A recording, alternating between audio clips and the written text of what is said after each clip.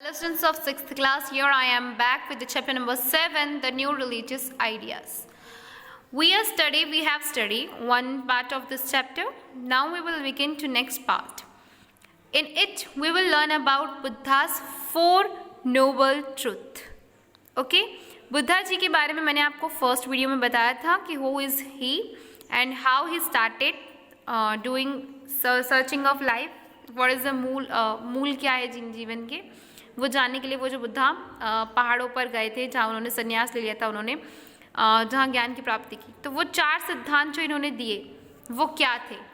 तो फर्स्ट है, the first noble truth is that suffering is common to all. Suffering हर किसी के लिए समान है. Happiness in life does not last for ever as everyone meets with some kind of suffering and happiness. खुशियाँ हमेशा के लिए आपके पास नहीं रहेंगी क्योंकि गम यहाँ पे मिलते रहने हैं खुशियों के साथ. Old age, illness and death are forms of human suffering.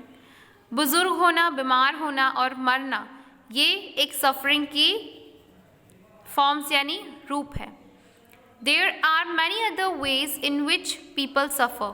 बहुत से ऐसे तरीके हैं जिससे लोग सफ़र होते हैं. या तो वो जिनसे प्यार करते हैं उनसे अलग हो जाते हैं, और जिन्हें नहीं पसंद करते उनके साथ उन्हें मजबूरन रहना पड़ता है. ऐसे टाइप की भी कुछ सफरिंग ये लोग दिन ब दिन हम लोग अपने साथ भी होता है ऐसा ये कोई और बात नहीं है, ये अपने साथ तो कॉमन है. Not getting what we want, हम जो चाहते हैं वो नहीं हो पाता है. हमें बहुत सारे प्रॉब्लम फेस करनी है, कुछ भी पाने के लिए बहुत सारी दिक्कतों का सामना करना पड़ता है. ये फर्स्ट नोबल ट्रुथ है लाइफ का. Second noble truth is that people suffer because of their desires, which often cannot be fulfilled. We are often greedy to fulfill our never-ending desires, which has been described as thirsty or tanha by the Buddha. इस second इन्होंने truth ये बताया कि Nobel truth ये truth है कि लोगों को सफ़र इसलिए करना पड़ता है क्योंकि उनकी इच्छाएं बहुत सारी है, उनकी डिज़ायर्स मनोकामनाएं बहुत सारी है और उन्हें पूरा नहीं कर पाते वो अक्सर, इसलिए वो क्या करते हैं, उदास हो जाते हैं या सैड हो जाते हैं. पीपल्स की ग्रीडी यानी लालसा, जो इनमें ये लालच है कि हर चीज़ पाने की, क्योंकि उनमें क्या है कि ये जो कहाँ रुकना है ये फुल स्टॉप वाला बटन है ही नहीं उन लोगों में. अगर आप अभी आपकी एज देख लो, अभी आपको कोई एक ऐसी गेम्स पसंद आने लगी होगी, अभी आपके ट्रेंड में तो चलो फ़ोन बहुत चल रहा है, you all are like phone, mobile phones में गेम खेलना, फोटोग्राफी करना, ये सब आपको बहुत पसंद है. इफ़ फादर मदर आपको फ़ोन नहीं देते हैं तो you will become sad, you will become angry. क्यों? क्योंकि वो आपकी डिज़ायर पूरी नहीं कर रहे हैं, आपकी इच्छाएं पूरी नहीं कर रहे हैं. आपको क्या चाहिए? एंड्रॉयड फ़ोन चाहिए. ये सब क्या है? एक मनोकामनाएं हैं. क्या ये ज़रूरी है लाइफ में? आपने ये सोचा कि फ़ोन के बिना भी तो बहुत सारे लोग जीते थे. कितनी सेंचुरीज बीत गई, कितनी सारी सेंचुरीज बीत गई, thousands of lakhs of centuries बीती हैं. फ़ोन का इन्वेंशन तो अभी हुआ है इस सेंचुरी में, 100 साल भी नहीं हुआ होगा फ़ोन को आए हुए, तो उससे पहले भी तो ज़िंदगी पॉसिबल थी. तो आपके लिए इतना ज़्यादा क्यों ज़रूरी बन गया ये? क्योंकि यही है, ये जो आपकी जो सैडनेस का कारण है कोई और नहीं है, वो आप खुद दो. आपने खुद ने वो सोसाइटी में देखा है, सबके पास फ़ोन है, सबके पास अच्छे अच्छे कैमराज है, सबके अच्छी अच्छी फ़ोटोज़ खींच के डालते हैं, स्टेटस देखना है, शो करना है, हमको भी अपना स्टेटस दिखाना है कि हमारे पास भी ये है वो है. ये चीज़, ये जो आपके डिज़ायर्स है शो ऑफ वाले, यही चीज़ आपको आगे जाके हर्ट करती है. आप उन्हें वैसा नहीं कर पाते जैसे और कर रहे हैं तो आप उदास हो जाते हो. बट क्या ये सही है? क्या आप किसी और को देखकर खुश होने का नाटक क्यों करना, लेकिन ये वाली चीज़ क्यों लाना? आप अपनी लाइफ में कुछ ऐसी चीज़ों के लिए डिज़ायर करो, ऐसी चीज़ों के लिए जो आपके लाइफ में आगे जाके बहुत ज़्यादा आपको काम आए. जस्ट लाइक स्टडीज़ से ही आप हर एक लड़ाई को लड़ सकते हो, यानी जो भी आपका ड्रीम है वो अचीव कर सकते हो. First make your dream first, क्योंकि आपका अगर ड्रीम कोई नहीं है ना बच्चों, तो ड्रीम बनाओ. ड्रीम बनाओगे तो आपका खुद पढ़ाई में दिल लगेगा. ओके, फर्स्ट यहाँ पर फिर है, people also suffer as they are ignorant of the fact that the result of our goods or bad action or karma affect us both in the life and the next. क्योंकि people क्या करते हैं, इस चीज़ को ignore कर देते हैं कि अंततः आपने जो किया है, अच्छे काम बुरे काम, उन सब का आपको कर्मा मिलना है। कर्मा फैक्ट है लाइफ का, कि जैसा आप करोगे वैसा ही आप भुगतोगे, जैसा बोओगे वैसा पाओगे। आज अगर आप फोन में अपना टाइम वेस्ट कर रहे हो तो it's become you who will suffer in the future. Okay, no one will suffer in place of you. आपकी जगह और कोई सफर नहीं करेगा। आप अभी फोन में अपने टाइम वेस्ट कर रहे हो तो ये आपका समय बर्बाद हो रहा है, आपके दिन बर्बाद हो रहे हैं, आपका ईयर बर्बाद हो रहा है। और ईयर बर्बाद हो रहा है तो कहीं ना कहीं आप बाकी बच्चों से जो दिन ब दिन मेहनत करके आगे बढ़ रहे हैं, उनसे आप 1 साल पीछे चलोगे। समझ में आ रहा है मुझे मेरी बातें? Third, the third noble truth is that suffering can be ended by giving up our constant desires and understanding that our karmas of the present and previous lives affect us. Third जो noble truth उन्होंने कहा, बहुत ही ध्यान से सुनना students, कि हम constant नहीं रहते हैं, हम अपने डिजायर्स को लेकर चेंज होते रहते हैं। आज आपको ये चाहिए, कल आपको दूसरा कुछ चाहिए होगा। जैसे कि just like first phone Nokia, second phone Lava, third phone जो भी मार्केट में नया लॉन्च हुआ रियलमी, फिर आपने और सुना कि हाँ रेडमी अच्छा चल रहा है, रेडमी। तो आपका डिज़ायर एक जगह के स्टिक नहीं होता है। आप क्या करते हो, उसके पास इससे अच्छा है मैं भी उससे चलाऊंगा। ये जो चीज़ है ये क्या है, ये आपका आज भी इफेक्ट कर रही है और कल भी इफेक्ट करेगी। ठीक है, तो ये फोर्थ सिद्धांत, the last noble truth holds that we can put an end to our endless desire by following the noble and eightfold path. आपको अगर आपकी परेशानियां समझ में आ गई है कि आपकी दिक्कत क्या है, आपको रोकना चाहिए खुद को, तो वो अब आप बोलोगे मैम अगर हम ये सब नहीं करना चाहते हैं, लेकिन हम क्या करें, सोसाइटी को देखकर आपको ऐसा करने की इच्छा हो जाती है, तो हम बदले कैसे अपने आप को? तो बदलने के लिए ही फोर्थ सिद्धांत दिया गया।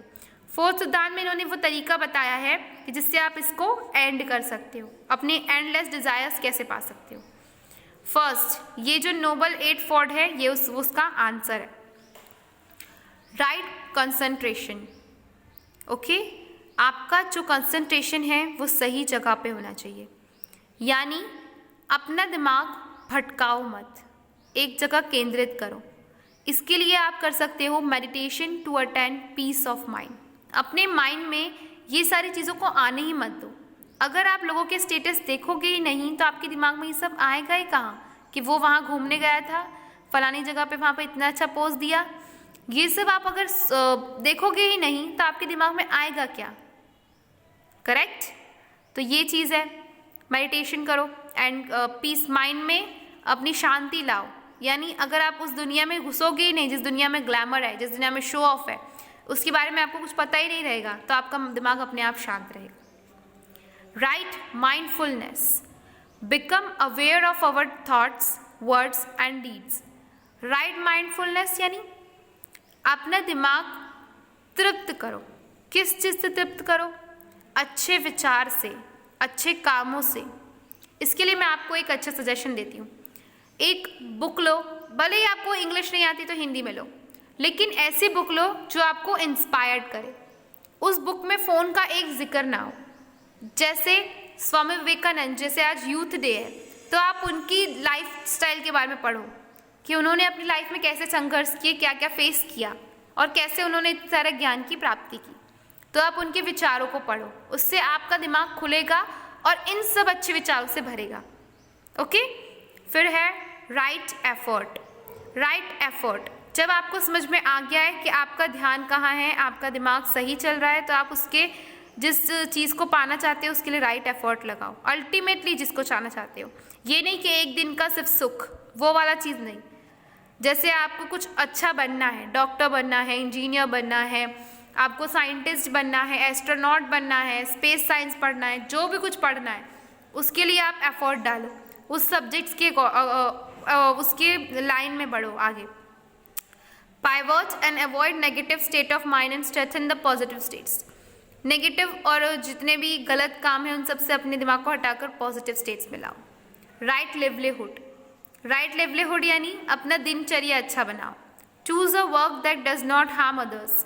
ऐसा काम चुनो जो दूसरों की भलाई के लिए हो, ना कि उन्हें नुकसान पहुंचाए। राइट एक्शन, आप जब जान जाओगे कि आपका गोल क्या है तो आपको उसकी तरफ एक कड़ा कदम बढ़ाना है। कैसे बढ़ाना है?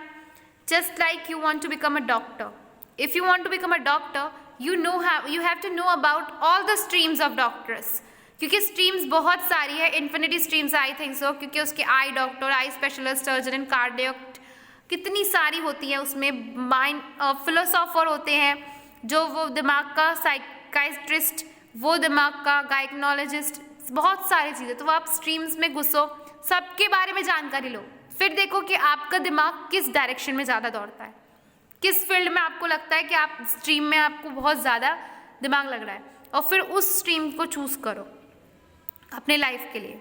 Understand? I think you all understand now. Right speech, right speech यानी हमेशा अच्छा बोलो, किसी को एनकरेज करने के लिए काम आओ। आप किसी को बुरा बोलो ही मत, क्योंकि आप बुरा बोलोगे तो आपके दिमाग में बुरा ख्यालात आएंगे, उससे आपकी बॉडी पर इफेक्ट पड़ेगा। ओके?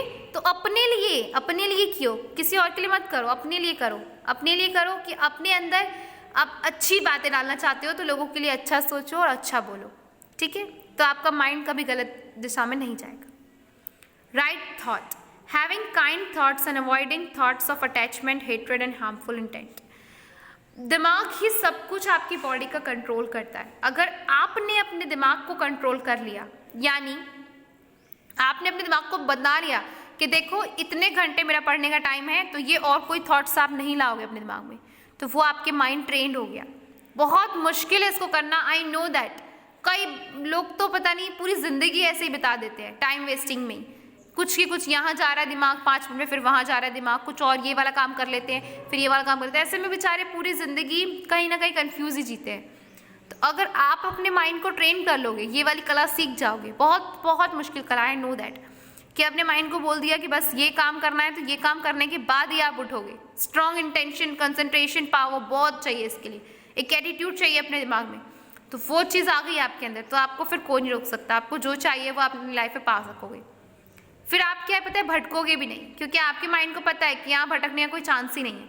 यहाँ पर जो उसको चाहिए, जो वो मांग रहा है, उसको देना ही पड़ेगा। फिर है right view, know the 4 noble truths. हमेशा अपने लिए और दूसरों के लिए अच्छे काम करो। ये था 8 फोल्ड पाथ, जो एडवर्ड पाथ किया गया था ना, बुद्धा जी ने इसको दिया था। The Buddha advise people to be kind and respect the lives of other human beings and animals.